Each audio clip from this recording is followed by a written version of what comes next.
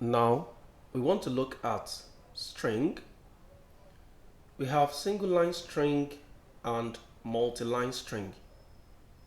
What is a single line string? A single line string is a string that spans just a line, while a multi-line string is a string that spans multiple lines. Okay, let's look at name. Name is a variable that is assigned a string called John Smith. John Smith is a string now. Why? Because it is quoted. A string is always quoted. I can use a double quote or a single quote. Now this is a combination of characters. Now a string can also contain special characters. Let's say, for example, student underscore ID is assigned let me say hyphen 001. So you can see this is also a string, though it contains numbers, characters, and special character. But as long as I quote it, it is now a string. Okay, what if I write another variable called phone and I give it a value of 08135226289? This is a number, but I can turn this number to a string by just quoting it. Let me just put a quotation. Then I have 08882344445. So this number has become a string just by quoting it.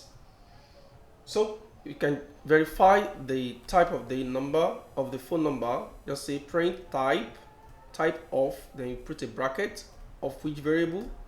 So I'm checking the data type of phone. So if you run it, you see the string just because I have quoted the number.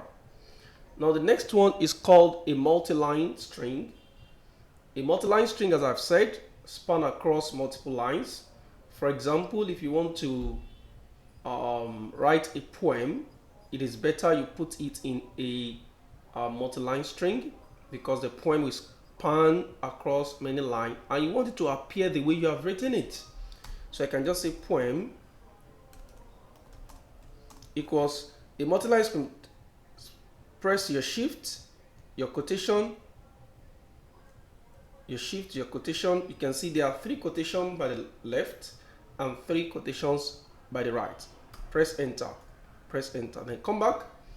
So I can now write my poem. I am a Muslim. I believe in Allah. I love Allah. I fear Allah. So this is my poem. So by the time you print it, you expect it to appear the same way you have written it. So let's print. So print poem. So you can see I am a Muslim. I believe in Allah. I love Allah. I fear Allah. Hello. Today we want to look at Python string functions. So as I've said before, a function performs a particular task. So the first function we want to look at is length function, len. Len gets the length of a string, a list. Okay, let's try to put this into practice. For example, we have Lagos State. Let me print the length of the address. So say print the length, len, you open a bracket. Length of what? Of address. Let's see the output. The length of the address is 11. Is it actually 11? 1, 2, 3, 4, 5, 6, 7, 8, 9, 10, 11. So it counts the space. So if there's a space in your string, it will count the space. Now the next one we want to look at is dot upper and dot lower. Both are functions, but they are special functions called method. That is because they will be applied after the variable. You will say address dot upper or address dot lower. Unlike this length, which is just length, then you put the variable in brackets. The length is a function, while these two are special functions called method because they will be applied after the address. Okay, let's look at this. Dot upper converts string to upper. So let's convert Lagos State to uppercase. We'll say print. So we'll say address dot, I'm converting that to upper, then there's a bracket after the upper to show that it is a method. Okay, let's run our code. You can see now it is turned to uppercase Lagos State. We can also turn it to lowercase print address dot lower. Let's run Lagos State, though address is actually in lowercase, so it will still return lowercase. The next one is capitalize. Capitalize makes first letter uppercase. So let's look at this. Print. Let's take address again. Address dot capitalize.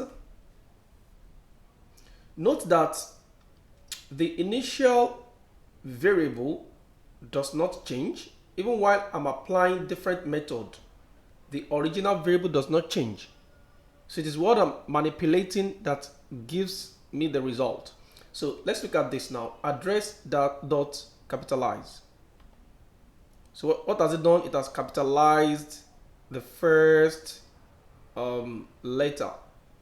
The next one is dot title. Dot title capitalizes the first letter of every word. So let's print address dot capitalize address dot title, sorry. So every word here is capitalized. Lagos State, the first letter is capitalized, then the state, the first letter is capitalized. Now the next one is dot strip.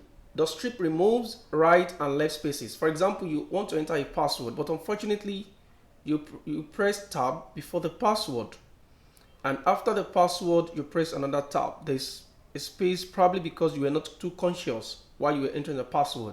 So you want that password to be stripped off the spaces you put. So how do you achieve that? You will have programmed that the password should be stripped off the spaces, both right and left. So we'll say print password.strip. So let's look at security underscore one has no space before and has no space after. But if I want to strip off the left space only, I can use else strip print password.lstrip, and if I want to strip off the right space only, so print password.rstrip.